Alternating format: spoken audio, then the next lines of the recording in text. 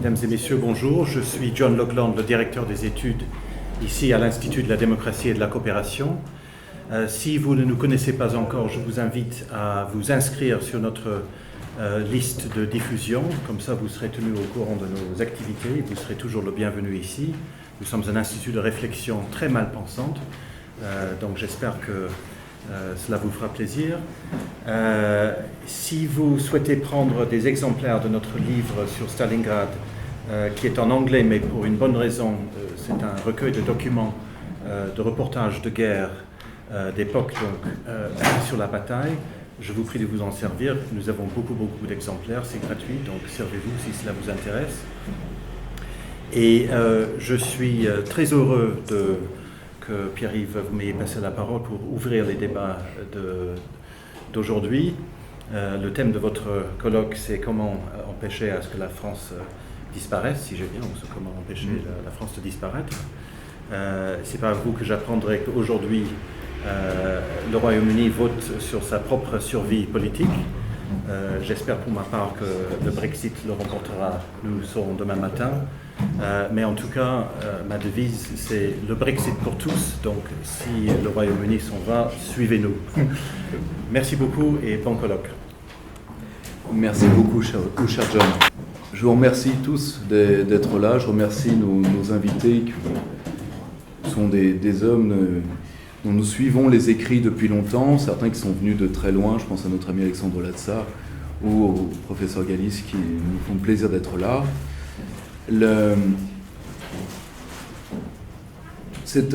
Je reconnais que le thème est un peu brutal, malheureusement la situation nous le dicte. C'est un thème qui est lié avant tout à l'actualité de ce petit cercle de réflexion que nous avons créé avec quelques amis et dont vous voyez les cadres autour de vous, vu que ce sont eux qui vous ont accueillis. Le cercle Aristote que nous avons créé il y a quelques années.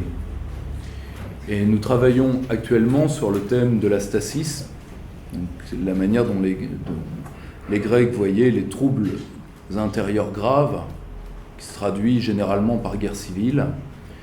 Et ça ne vous aura pas échappé, c'est un terme que nous retrouvons depuis les attentats de novembre de plus en plus, à tel point que l'un des chefs des services spéciaux français a déclaré il y a moins de 48 heures que la France était au bord d'une guerre civile.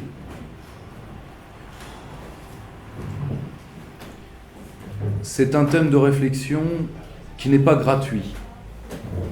En effet, je peux témoigner qu'il a été très difficile de terminer les tables de ce colloque sur le thème de la sécurité intérieure, car aucun criminologue ou militaire contacté n'a voulu se mouiller sur cette affaire pour une raison.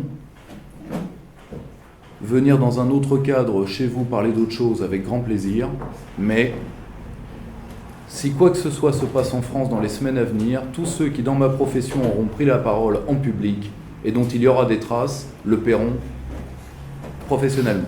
On a reçu 2 ou 3 témoignages, j'entrerai pas au-delà et surtout je donnerai pas de nom. Même dans l'état de décadence de la Ve République, la délation n'est pas encore une qualité. Et pour introduire un peu plus, je vous rappellerai, pour ceux qui connaissent beaucoup plus l'IDC que le cercle Aristote, juste ceux qui nous a réunis. Je vois beaucoup des jeunes qui viennent à nos conférences tout autour, ça me fait plaisir que vous ayez pu tous vous libérer. En réalité, nous avons créé cette association nous en avons eu l'idée il y a une dizaine d'années, mais elle est effective depuis 3-4 ans. Oui, à peu près. Et le but était de faire ce vieux programme politique qui était d'une partie de la gauche à laquelle une partie de mon équipe appartient, qui était le programme d'éducation populaire. En effet, je pense, vu les gens que je reconnais et qui viennent souvent à nos événements, que je pense que vous savez tous que le niveau moyen baisse un petit peu, en France en tout cas. Et donc nous avons pris le pari de présenter directement des étudiants et des intellectuels sans médias interposés pour essayer de populariser certains thèmes de réflexion. Nous faisons cela aujourd'hui titre d'une conférence par semaine, ce qui est quand même honorable dans le circuit, plus quelques colloques, et nous avons souvent reçu l'appui de l'IDC, qui est l'une des seules institutions libres, je dois le dire sincèrement. Nous avons toujours eu un mal fou à trouver des salles pour les colloques, y compris dans la sphère universitaire.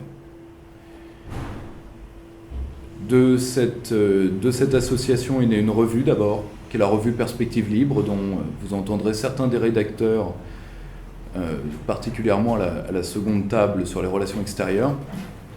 Puis une maison d'édition pour que les jeunes auteurs puissent être publiés, car aujourd'hui ça pose, particulièrement quand on a le type d'idée, qui ne convient pas en France, et permettez-moi de ne pas être beaucoup plus clair, parce que les idées interdites en France, on en rajoute des listes à peu près tous les mois, donc ce qui est autorisé aujourd'hui ne le sera certainement plus demain.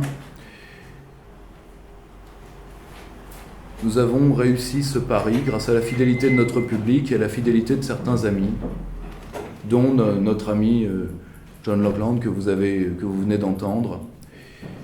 Et je ne saurais trop remercier l'IDC de nous ouvrir ses portes une nouvelle fois, parce que le premier colloque que nous avions organisé, c'était au lancement du deuxième numéro de Perspective Libre, c'était La France, la Russie, l'avenir.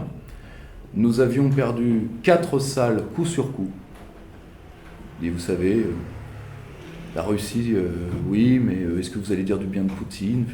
Le problème n'est peut-être pas là, oui, mais c'est quand même Poutine. Ah bah oui, bon. Et nous avons trouvé refuge ici, c'est pour ça que nous avons souhaité revenir. Et j'espère que les débats vous conviendront sur, je m'excuse par avance des points qui ne seront pas traités, mais le sujet est vaste.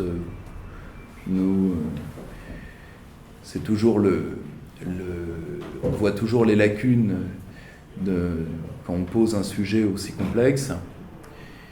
Et là, j'espère que les débats vous conviendront, et je remercie encore une fois nos invités, dont d'ailleurs j'appelle le premier, M. Alexandre Mandel.